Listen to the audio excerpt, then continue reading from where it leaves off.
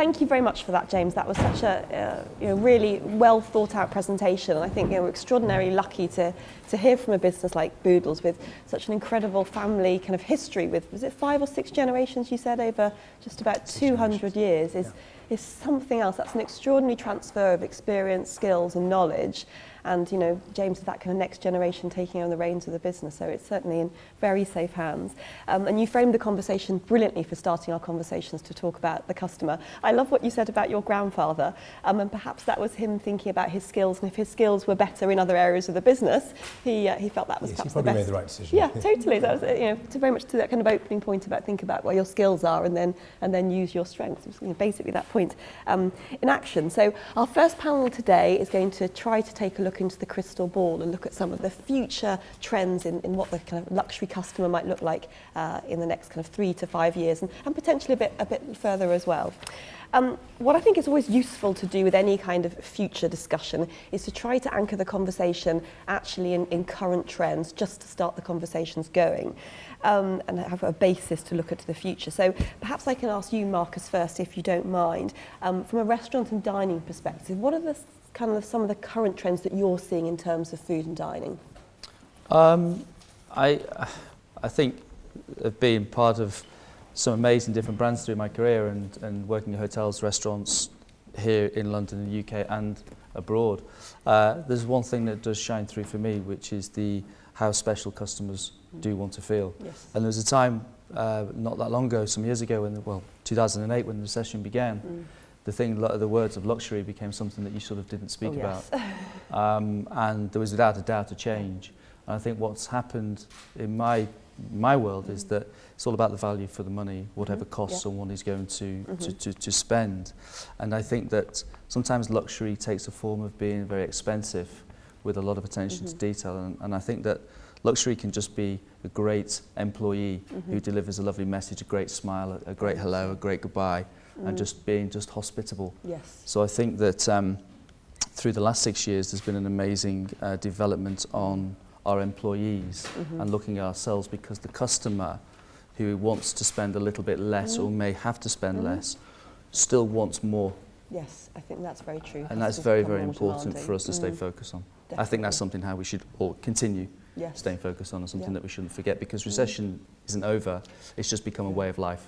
And we need to get used to it. I think, and certainly, from a Walpole perspective, working in a luxury goods trade body, if our own customers are having a difficult time of it, then certainly we as a trade body are going to feel the same. And it was an interesting period where the word luxury was the kind of shameful word that you dare not mention. And I'm pleased to say that largely those days are actually over in terms of any embarrassment about the word luxury. But it was definitely a challenging period, wasn't it? David, is that something that you're seeing as well, that customers are looking perhaps for, trying to increase the value of what they're getting, perhaps when they buy a yacht or hire a yacht? Yes, What's it in a like way, in your world? we're very lucky because we're a little different from many businesses.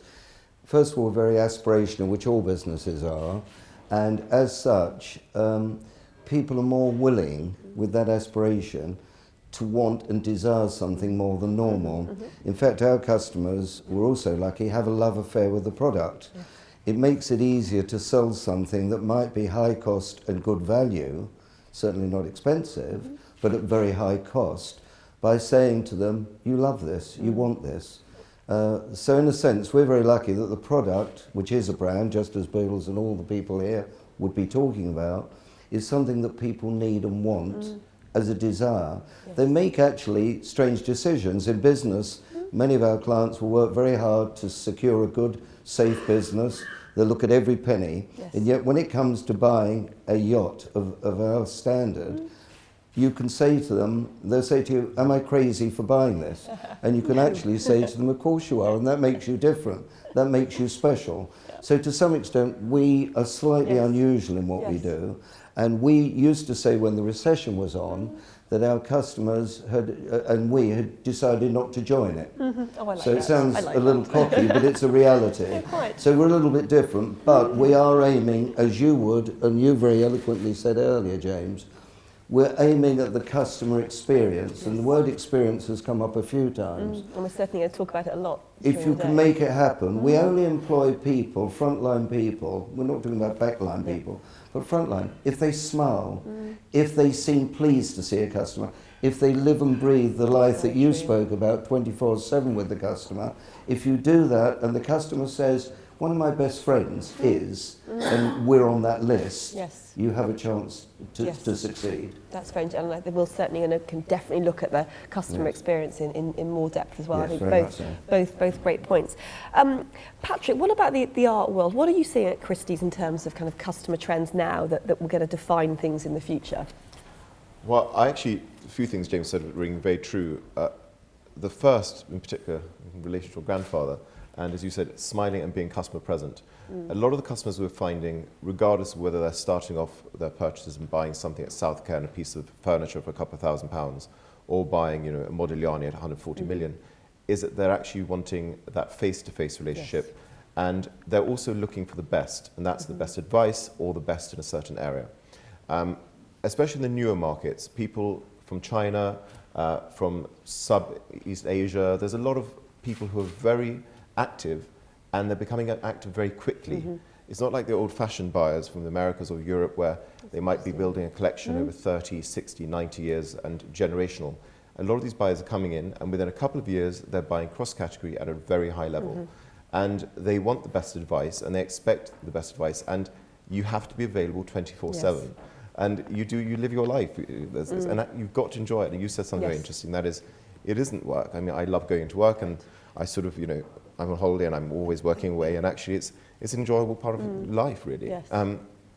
Also, most importantly, I think, with the exception of Marcus, because people have to eat, they don't have to eat at certain restaurants, but it is something that people do. What we're selling isn't an essential item, it's a luxury item. And so for people to keep coming back, you have to make that an enjoyable experience, or they will go elsewhere. So I think those are the three factors. You've just got to be there, always available, smiley, honest, and give the best you can, whether that's service or the product you're selling. Yes. I think that we made many great points there, and that point about being honest, I think ties in perhaps what you were saying, Marcus, about values, but it's also values as well. And so customers aren't just seeking for actual value of what they're getting. They want to have a real sense of that this is a business that does things in the correct way, and the people that I'm working with have actually got very strong values as well. James, when we were talking the other day, something that you mentioned that I think is a great point about the future luxury customer, and of course we've been watching over a number of years now, is the rise of digital. Is that set to continue with the future customer? Is that just going to become more important? I think it is, yes. 3 out of every 4 people that come into our business have done research before they get to us. And they've done it online. And that, it can be a disadvantage or an advantage. They know what's going on. They know the product already, they know the price, not just in your business, but across the industry. So they're at an advantage over you in the first instance. But equally, in our world, in the jewellery world, sometimes they've already sort of pre-sold themselves the item because they've seen it online up close and they just want that final trying on before they go for it. So it works both ways. But I think digital underpins a lot of what we do. And it also enables us to reach new customers, which we wouldn't have been able to reach before. That's very important. And Patrick, when we were speaking as well, you said that the world of digital has, really has such a huge impact in the auction world and changed the face of the auction room in many ways. Is that something you see set to continue? 100%. I mean, we're very lucky at Christie's. We've always been very innovative when it comes to cross-channel selling. And I was saying to Marcus earlier that it's our 260th anniversary this year, which we're quite proud of. And there's another house that claims to be older than us, but in fact, they were just booksellers for the first 40 years, so we're the oldest fine art auction house. And we've always been changing times. We opened an online watch shop and an online jewellery shop in 2014, and that has seen a huge amount of increase. And 21% of our new buyers online are actually buying in the luxury area, so watches, jewellery, handbags. Hermes handbag auctions are incredibly successful. And we also see that there's about 30% of new customers coming every year are coming via online. Interesting enough, I'm going to talk about China in a little bit, but whereas we have something like 12% of new buyers from China coming online. America's shortly just after them with, I think, 1% less. So it's not just new emerging countries, it's also people in America and across the world really, and online is becoming a big presence. Yes. A few years ago we sold the world's most expensive piece of art at auction, which I believe was 9.6 million for Hopper's October Cape Cod, and that was an online sale. So it is extraordinary what people are willing to buy, and in particular jewellery.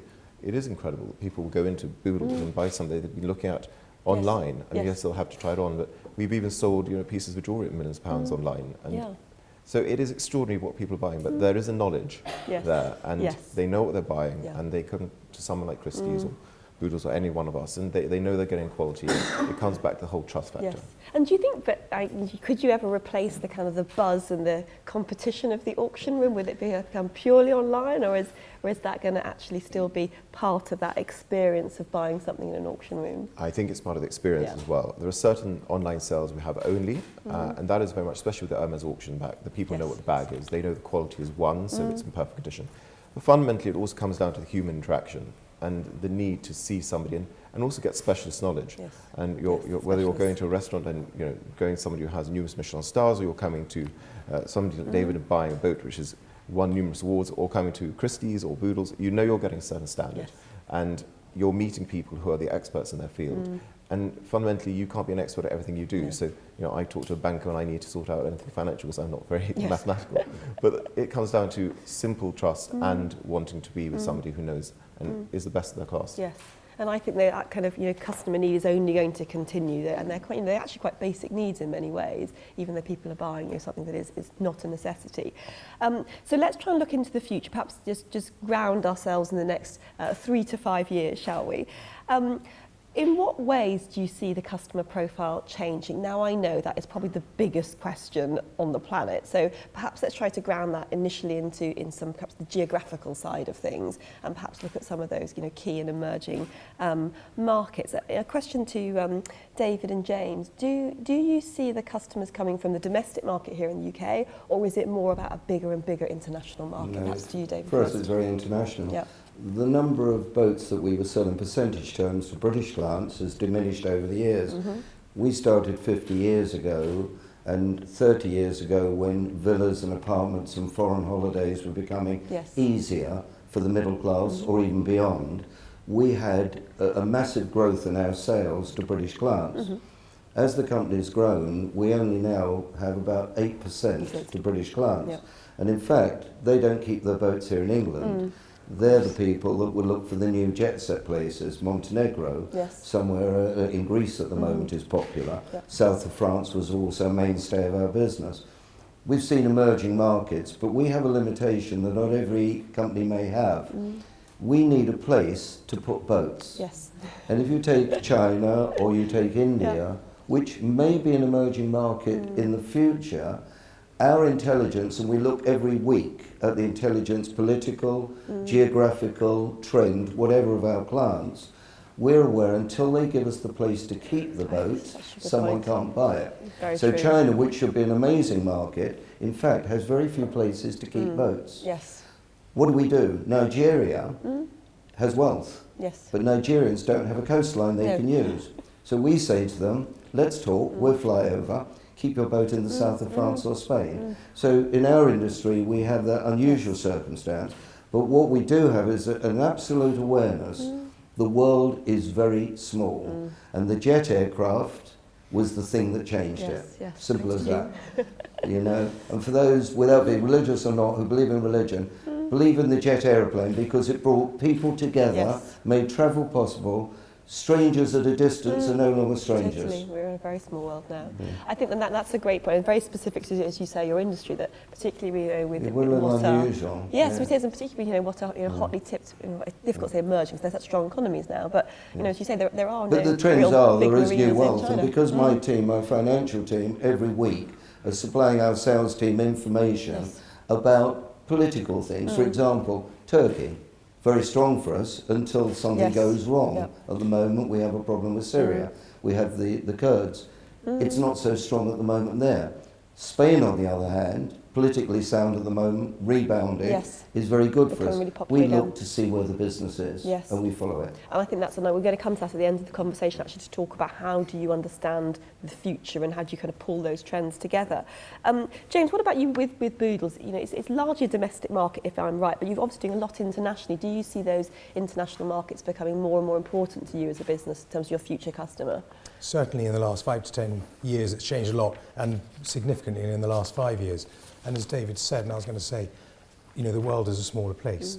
Visa rules have been de-restricted to a certain extent. Travel is easier, much easier, for people from emerging markets all around the world. I think we're lucky in London, and I believe all the students here are London-based, but London is the #1 shopping capital of the world, Dubai coming after London. And it just seems that the international wealthy like coming to London. Yes. And long may that continue. You never know what's around the corner. No. Things have changed very quickly for Russia and Ukraine, for China, for the Gulf region as well. So we are seeing changes from that point of view, and we don't know what's going to happen in the next year or 2 or 3. But we've just got to play our cards as best we can. Yes. With regards to the domestic market, I think there's a lot of untapped potential here. You look at the Times Rich list, and it's always the sort of the obvious lead figures in there. But there's a lot of wealthy people in this country who haven't put their head above the parapet. Yes. That are still, you can still tap into. Yes, and are learning what to do with their newfound wealth in many ways. A market that's certainly back on the top, very much to your point, David, a market that's very much kind of back on the top of everybody's agenda now is probably one of the most established and biggest luxury goods markets in the world is of course the US. Certainly for the past 5 or 6 years, it's all been about China, but we've seen a real swing back to the US being top of everybody's markets. Marcus, from your perspective with the restaurants and the hotels that you work with as well, you know, is the US customer going to become kind of #1 customer again? What's your view on that? I think so. I think that there's the percentage of America that doesn't leave the country itself, Yes. or even have passports. But the major cities, and I think the business and the fact that, you know, getting around the world is a lot easier and a lot faster and a lot cheaper than it's ever been. I think without a doubt that the clientele are there, and you know, New York is not that far away. It used to be only Concord to get to it, but now we've now come to terms that we need to get out of where we are to reach out to further afield. Yes. And I think for myself, I've been part of 2 different hotels, but they are, you know, from the Renaissance, which is a global Marriott brand, which is one of the biggest hotel brands in the world. For me, our restaurant reaches out on the global platform by Yes, it does. being united with the brands, and of course Maybourne, where you've got 3 very unique individual hotels that also, you know, the names of the hotels are actually bigger than the name of Maybourne itself, because they have that history. And we talk of history in our brands as a restaurateur. You know, we don't necessarily have that unless your business has been passed down by your father. And there's really probably only one family in this country, and that's the Roux brothers, who have this legacy that continues, and there's a legacy that they're not going to, you know, let go. But we sort of live and die by our immediate reputation. I think where, you know, we reflecting on employment, you know, when I was coming through my industry, I was advised by my head chef where to go next and how to get from A to B. Yeah. The youth of today knows what's going on all over the world through the social network and social media. You can get very distorted with information online, whether it be a TripAdvisor, whether it just be a website or whatever. That's for employment and also from the customer-based point of view. There's so much choice at your fingertips. Yes. Sometimes you don't know how to choose. No, and I think that's a big customer trend is that just choice, and helping customers to curate that choice is going to be, you know, something that as a brand you can do. And to your point, Patrick, about having that expertise is a way of customers being able to navigate who are beacons that I can go to help understand this huge choice.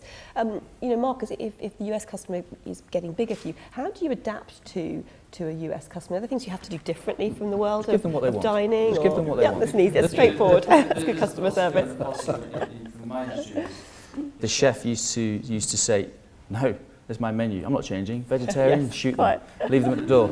You know, by working in hotels, my first job in London was at the Savoy Hotel, and my induction, I can remember it like it was yesterday. It was the first time I ever walked into serious luxury, because I got asked to come through the front, which was lovely. That didn't last long, because I was in the back for my next 2 years. But I think it was we can deliver anything. Yes. What the customer wants, we can get. If they want something we don't have in this building, we'll send someone out to go and get it. But there's never no, it's always yes, we can do. Yeah. And I think that's one of the and that's philosophies. very true of the luxury industry. Very much so. You know, a customer comes into my restaurant and they say, can I have some steamed fish and a green salad? They're staying in the hotel, they're spending X, Y, Z, and I start shouting and screaming. When I'm absent, my team will do exactly the same. Yes, so we can give them what they want. That's what they want. Yes. I'll charge them for it, Totally. but that's what they want, that's Yes. absolutely fine. So it's always that philosophy that we are part of a much bigger team and our competitors, it's not just your next door neighbour, No, but it's everybody. Yeah, It's quite. everyone around and you. they're all fighting for the customer. Very much so. Patrick, what about China? I mean, obviously, you know, it's viewed as still called an emerging market, which you know, feels semi-ridiculous in a way, because it's such a huge economy and such a huge impact on the global economy. But what about the future of the Chinese customer for you and Christie's? I think apart from being a huge economy, it's also a huge country. Yes, And yes, geographically. There are people from lots of different areas who have made money, and they're incredibly important on the worldwide scale. But we see new areas of China, new developing areas, and there's ultra high net worth developing there as well. Now, China's a difficult one because obviously, politically speaking, it's slightly volatile, and some clients are much more careful about wanting to be seen to be spending a lot of money. Yes. But they're very important, and as I was saying earlier, they're also very educated and they learn very quickly and they have a passion and they also want the best, and I think they are important and they will continue to do so. But I also think that, coming back to your question about America, America is also not to be understated. It is an incredibly important country. Europe's amazing. We did a fantastic sale of the Ellsworth collection last year, and we saw bidders all over the world buying. But what that did, because Steve and I were talking earlier about curated sales, we're trying to do very much a curated sale. We have our 10th anniversary in Dubai this year. And with Dubai, instead of doing a traditional painting sale, we're doing pictures, we're doing jewellery, we're doing watches, because that's what the customer wants. Yes, and the so we're variety. curating something we know which appeal. And we try to do that very much with the Asian market as well, especially China, because they're not just buying pictures, they're buying furniture. And that was the great thing about the Ellsworth collection. It was furniture, it was Chinese antiquities, and it opened up an entire new category of buyer for us. And so I think China is important. I think we're seeing a slight slowdown, but it will continue to increase, and as different areas of China. Malaysia, for example, has an entire huge amount of wealth developing from the Malay population, which has happened in the last couple of years. So there are areas all over the world that are developing very quickly, and we just have to be able to challenge and adapt and do everything we can to appeal to them and make them our number one focus. And that's great innovation there. That's really an example of understanding the customer and what they wanted by curating those, sales.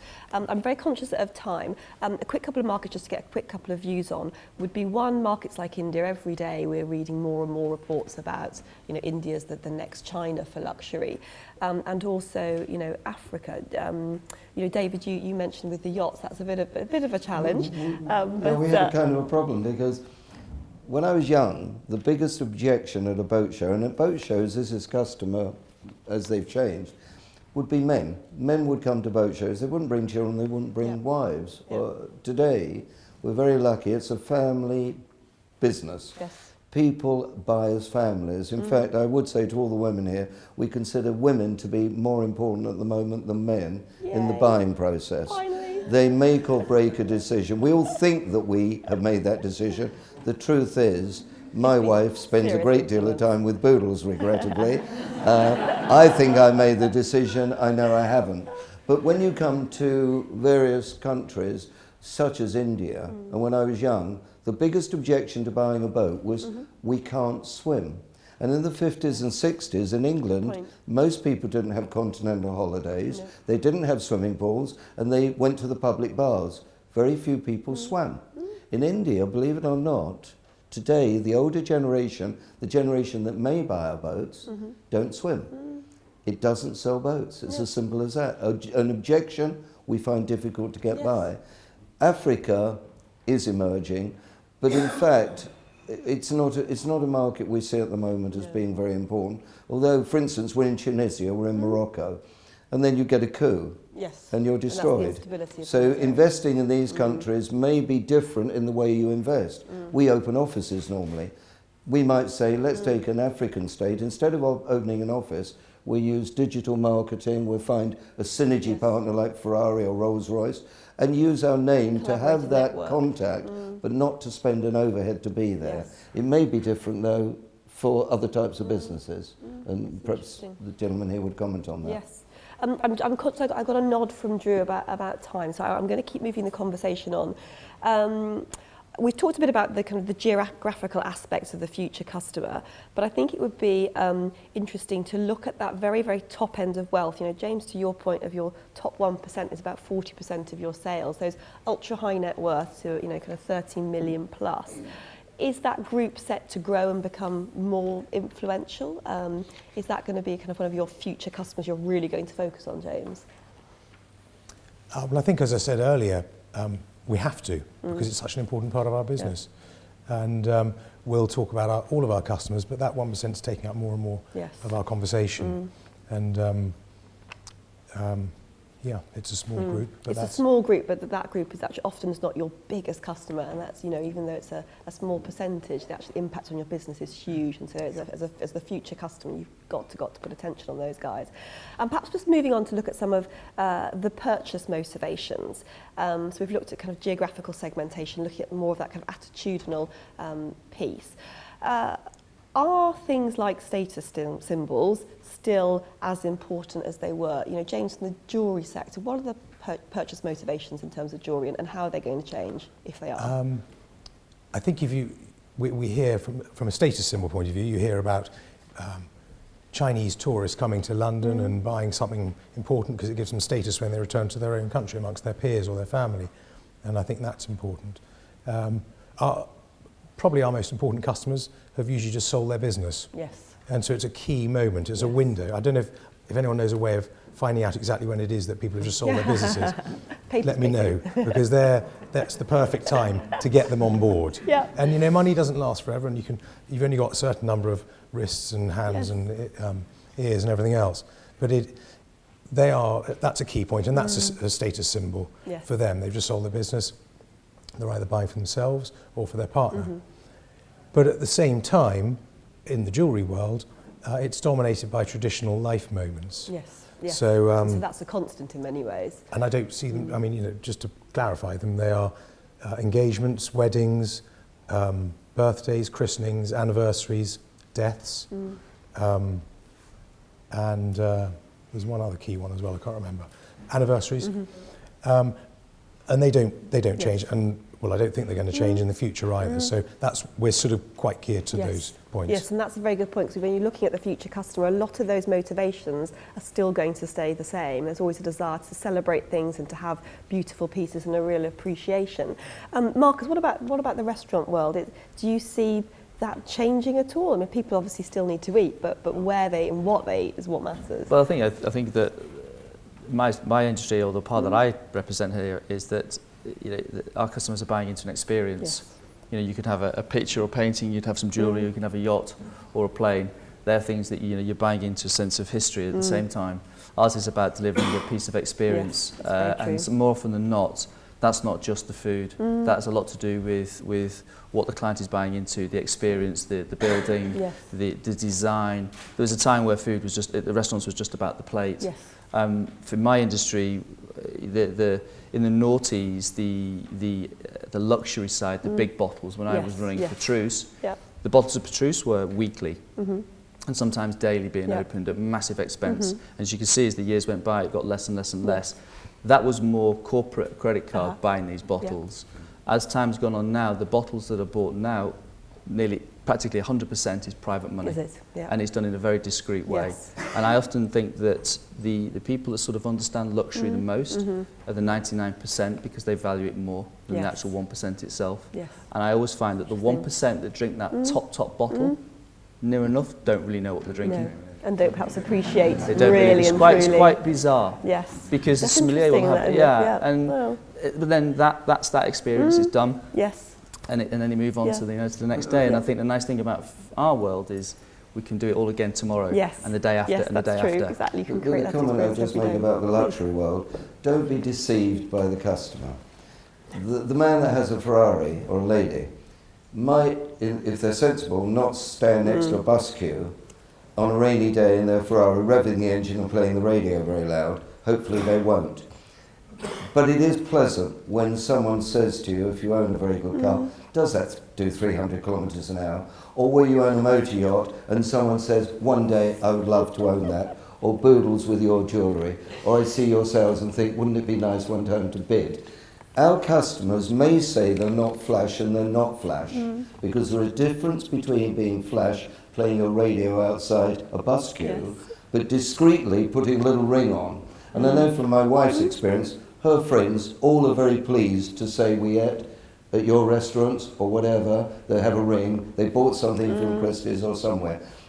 It's not being flash, but it is what they want to say and do. Yes. And I think you should all be aware of that. It's and very that's the important. motivation, certainly. It's very aspirational to have it. Yes.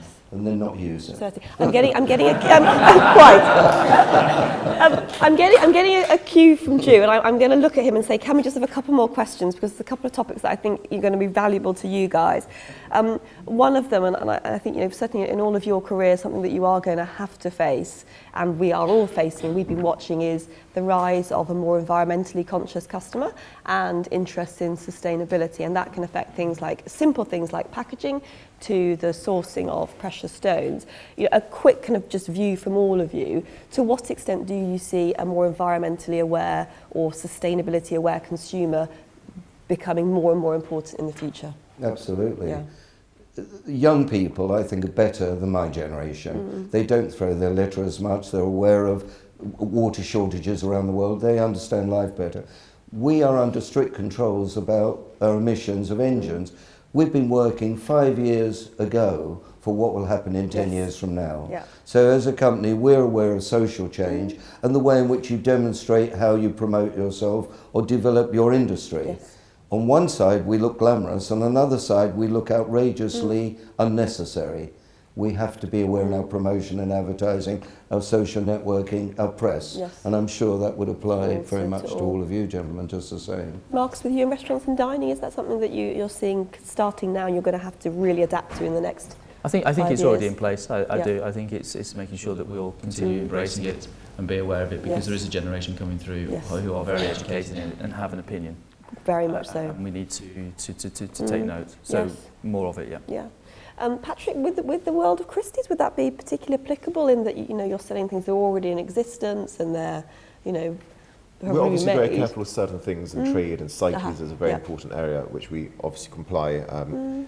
It's important for us purely from a printed matter point, Right. and we're very much quite strict on what we do print, and we're trying to get as many people as possible onto online Yes. options. And actually quite a lot of our clients do prefer now. I mean, they're travelling around the world anyway, so carrying huge tomes of catalogues isn't really Yes, their isn't interest. practical. But a lot of them, I have one particular client who buys cross-category, and he just will not allow me to send in catalogues. So there is Yes. that side of things as well. Yes. And we do a lot of charitable sales. We're doing a big James Bond sale tomorrow night That that you should sounds try and watch amazing. online, Yes. which is raising money for Médecins Sans Frontières, and that's so there is, and that is purely client-driven. Yeah, and have that chat. And James, certainly with, you know, precious metals and precious stones, that must be high on the agenda.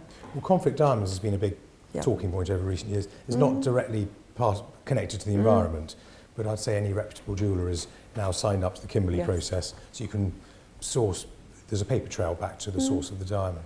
Ethical gold has been talked about. We've slightly buried our heads in the sand because in theory it sounds like a very nice idea. In practical terms, it's very, very expensive to buy ethical gold. But actually, the problem more for the diamond industry is a shortage of supply of diamonds. And so I don't think the environmental things had as much attention as it should have done. They're desperately trying to find new diamond mines. Yes. They spent 10 billion in the last 6 or 7 years and come back with nothing substantial. Right. So the big companies have sort of packed their bags and gone home. Yep. And they think that by 2020, demand will outstrip supply, Yes. which will be interesting for the price. We should certainly be, and you know, crikey, for you guys and starting your careers, that's going to be about the right time.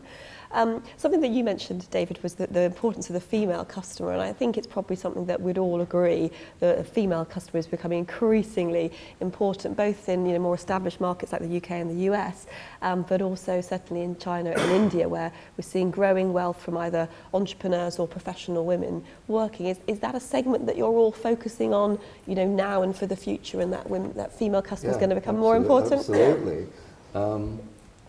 Women are very good for all of us, for whatever reason. And I can think of many reasons, but the actual reality is, the world is about family values. It's changed in most of the countries we deal in.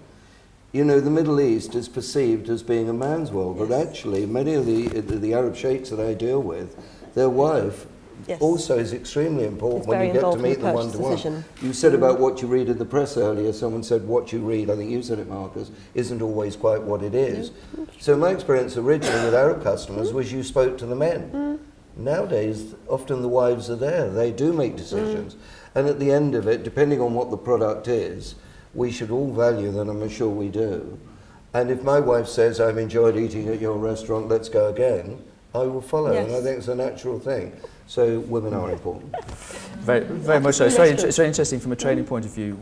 From our teams, it's interesting how if you ask a young person where a lady sits in the dining room, you're surprised at how many don't know. Yes, quite. They always sit on the banquette looking into the room, so that when they can look at the men can see all the beautiful women. Totally. There's something Angela Maresca told me when I took over the Savoy Grill. All the ladies sit on the banquette so the men can see them. Yes. They're a beautiful part of the dining experience. Because I couldn't agree more. Art may be beautiful, but...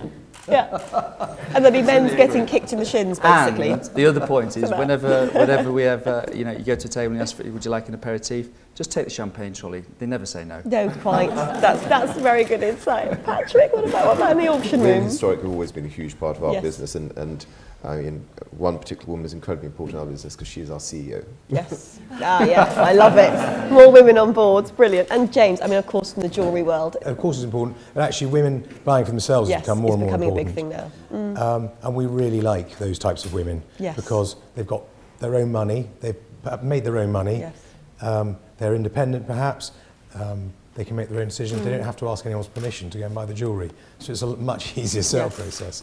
One-on-one. And interestingly, our best, one of that 1%, one of our very best customers is a young Chinese girl. She's about 22 or 23. She's at university over here. Her parents have given her lots of money. She spent in one sitting £1 million with us. And she's 22 I think that's a or great 23. point, actually bringing that point back to kind of emerging markets as well. Fantastic point. I'm very, very conscious of time, Drew, so I'm going to just try to wrap things up. I think the big thing is that one of the big takeouts from this, and I think the thread is that the customer is just becoming more diverse. And any kind of particular luxury customer is a chap in his 50s with a very smart watch and very smart shoes and a super smart car is just no longer the case these days. Also how you treat the customer, because this was a report that we did a few months ago, and Laura will hand it out for you to look at, is how you talk to a different age group. The baby boomers, for the people that don't know that expression, these were people of my age that were born around 1945, 1946. I'm actually computer literate, but a lot of people at my age don't want computer contact. They want personal contact. They want it all a bit slower. They don't want the salesman to push them so much. And in this, what we've learnt is, when you get to the young people who've made their money of the world, they're tarts. They will not necessarily stick with Boodles.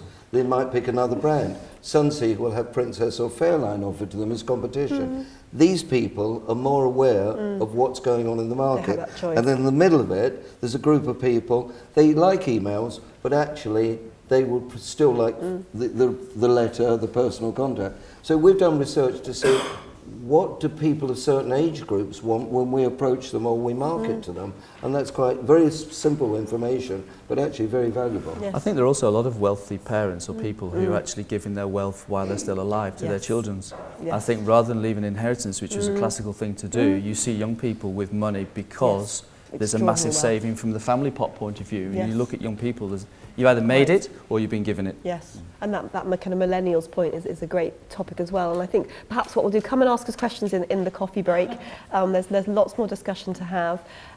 One final, we've got a few questions to have, I believe, haven't we? So perhaps, who's going to ask the first question? I've got my little list here.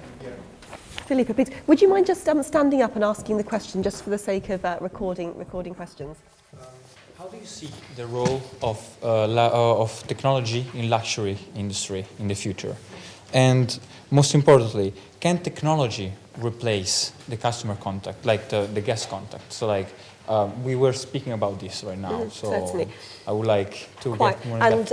And is there anybody on the panel you'd particularly like to ask that to, or? Well, generally, I think it's quite a broad question, so... Great. Thank you very much. And actually, I will caveat it, we are going to cover that in the experience session as well. So who'd like to take the question on technology? Yeah, Patrick? It's sort of round. I mean, I've talked about our technology and how important it is to us, but I think that fundamentally when we're talking about luxury, the ultimate in luxury is a personal experience. It's, you know, as everything goes on, trying to get hold of your banker is impossible, and the frustration of calling, you know, your mobile phone provider, not getting through to somebody. So I think pure luxury is eventually going to be having somebody you can call, whether it's a private banker, whether it's a maitre d' at a restaurant, it's somebody, you know, that you deal with personally.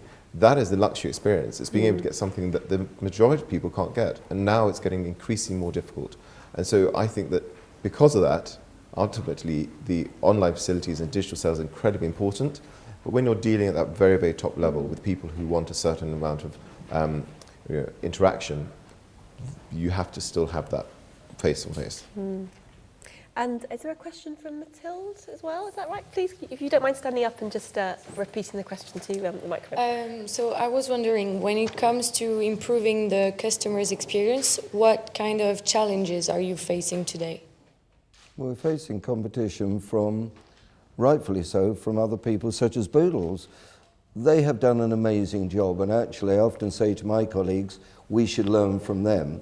But we in ourselves find difficulty in certain events. For example, high wealth individuals are invited to everything around the world all the time.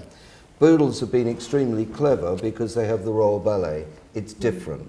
If we host a party at, say, Claridge's or a hotel, it's not enough.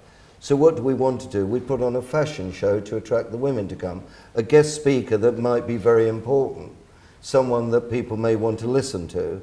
We always have to go beyond the norm nowadays to beat our competitors. And if it's just about appealing to what high wealth individuals can do anytime, don't bother to do it, because they won't come, they'll let you down. If you're going to have an event, it's got to be so special, they will talk about it and say next year if you do it again, make sure I'm on the list. That's why, I'm speaking as a friend now, I love Boodles. I spend a lot of time there. It's a family business, it's honest, it's reliable, it's an experience. And I have no vested interest in saying that. We like you too. That is, I love you. But that's the truth. Through that, when you go to a restaurant, and I went to Sexy Fish recently, twice, there afterwards someone said, did you enjoy it? I said, no. The food was brilliant, the venue great. You know why? The maitre d' didn't know me. I go to another one, the Petit Maison, they will come and, Mr. Lewis, it's so good to see you again. Everything that we do in life is about one-to-one, which you said, personal experiences with clients. And when we do these synergy events with Ferrari, Porsche, whatever, it's not enough. You have to have something else at those events to attract people to come. Great. It's funny because the computer cannot take over that human touch. And a restaurant maitre d' is a really good example, and there are very few of them around London now, but when you walk into a restaurant and you get noticed, or that they know who you are, not because you're a recognised face, because you're a loyal customer, that is priceless. Yes. No matter how big the diamond is, being recognised sometimes beats that in some instances. And thankfully, technology will never be able to take away my job. They'll always need a chef to do it. And the same for the front of house, and the same for the for the sommeliers, the same for the winemaking. The technology point is a point of brand awareness and being out there. For me, that's where it sort of ends. It's all about the personal touch, and that, you know, being hospitable and understanding how it works. It's about experience, and I think there's many people I've met in my industry, mostly of them are older gentlemen and women who've given me some form of advice of how to deal with situations. I think out of all of them, the one that stands out when it comes to hospitality has to be a gentleman such as Angelo Maresca at the Savoy, who knew every single client that walked through the door. He knew where they sat with their wives, he knew where they sat with their mistresses, he knew where every actor sat, he knew the royalty, he knew everybody. He knew London. And I think that is that's the skill in this day and age. Absolutely extraordinary, and you don't see that often. So for anyone that's going into the hospitality industry, learn as much about your clientele as you possibly can, and enjoy it. And enjoy it as well. Was there one more question as well? Is that right? Hello, my name is Joachim. I'm a study from Glion as well. And my question is, when it comes to selling a product or service, what are the main important factors? Let's say 2 important factors. Service is not easy to define, because I often say we marry our customers. Their spend is much more than their first and house they might live in now. They might have bought a house when they were 40 at, say, £3 million, which at the time was a lot of money. Today, their house might be worth 10 million. Our boats are 20 million, 25 million pounds sometimes. So first of all, they are trusting you with their money, their time, their decision. That service has to start from the moment they inquire, or before when you promote, to the time when they have the experience, maybe 2 years of the boat being constructed. Then it's delivered. At 2 o'clock in the morning, if someone phones me or my colleagues, they will expect that their air conditioning, which has just failed, will be replaced by a few hours, or alternatively, we will put all their guests, 12 of them, in, you know, the carton in can for a couple of days until we repair it. Service, whatever that means, is key. You've heard about the maitre d', that service. You've heard about Boodles talking about one-to-one, or the comment that people matter. People do matter, and I think you have to remember that. When I choose members of staff that don't need qualifications, my first criteria is, do you like people? Because they want to please people, they want to give them service, they won't mind the phone call out of hours or working at weekends. And therefore I would only say to all of you, be passionate. If you are looking for your future, believe in your future, be the best you can, whatever job you've had, and one day aspire to be the person that is the most successful in your industry, and follow it through. And if you do that, you will achieve.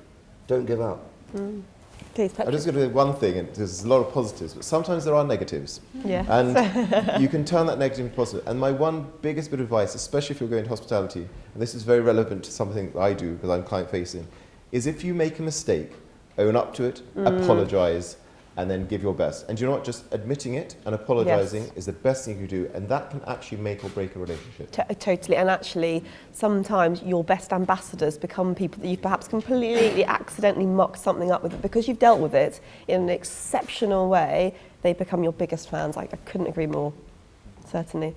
Andrew, do you have time for any more questions, or do you want to break for coffee? One question, if please. That was a quick hand. Could you just say your name? Just wait for the mic as well. And just, if you need a mic. My question for the four of you is, how would you sum up Britishness? Oh, good question. Britishness. We did a film on that a while ago, didn't we, Stephen? being able to stand in a queue patiently. When the building starts to have a fire, or someone says there's a bomb in a building, we will be the last to leave. We will casually walk out as if nothing's happened. Britishness is stupidity. but you know, let it be. Britishness, our clients universally buy British products, Sunseeker. Why? We guarantee them, we see it through, we keep their money safe. Whatever the reason, England and London offers at the moment security. That's why foreign investors in land and property come to London. They don't see political change, they don't see any worries that they might see in their own countries. That's Britishness. James, how would you define Britishness for Boodles? Because Britishness runs completely through your brand DNA. Britishness for Boodles, it's something we shout about a lot. And we feel, I mean, it's one of the key sort of 4 or 5 things which we think makes us what we are. I think it invokes a sense of trust. Yes. For the same reason as people feel comfortable buying property in London. And you know, the place that was once Britain it's not the same as it once was. You know, we don't have the same appeal on the world stage, but we do fight, we fight above our weight. Yes. I'd say certainly in the luxury brand world, and we're doing better in the last few years than we were doing even 5 years ago. That's very true. Patrick, how about you? How would you define Britishness in terms of Christie's? It's a completely global business. Well, I think it is. I mean, it's a British business. It's the biggest and oldest British auction house in the world. And the reason I think is because the British are calm. They're not rash. I mean, if a politician says something wrong in France, they have a revolution. I mean, here we've never had a real revolution, no matter how annoyed we get.